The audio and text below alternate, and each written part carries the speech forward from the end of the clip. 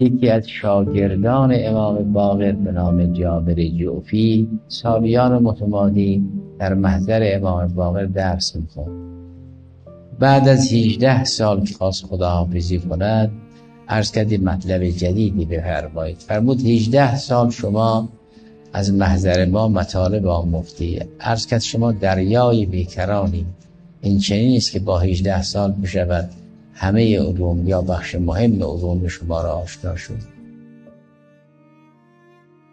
وجود مبارک امام باقر سلام الله علیه به جابر جعفی فرمود بلغ شیعتی منی سلام،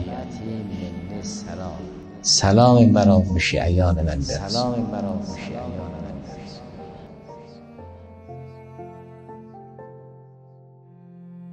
و چندین جمله نصیحت کرد. فرمود خدای سبحان با هیچ کس قوم و خویش نیست که کسی به خدا نزدیک باشه، کسی از خدا دور باشه. این اصل اول. بعد فرمود لا یتقرب الی الله سبحانه و تعالی الا به اطاعته، هیچ کس به خدا نزدیک نمی شود مگر از جای اطاعت او.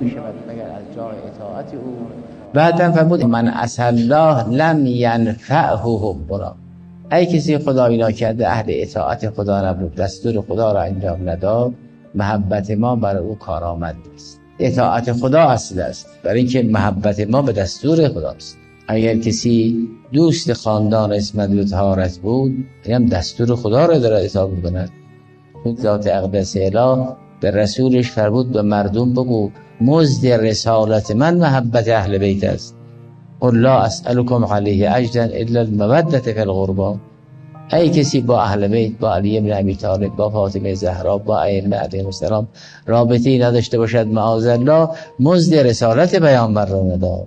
این دو چیز عامل سعادت است، یکی اطاعت خدا، یکی محبت ما. از اطاعت خداست و محبت ما هم چون خدا دستور داد کارآمد. دو چیز عامل سعادت است، یکی اطاعت خدا، یکی محبت ما.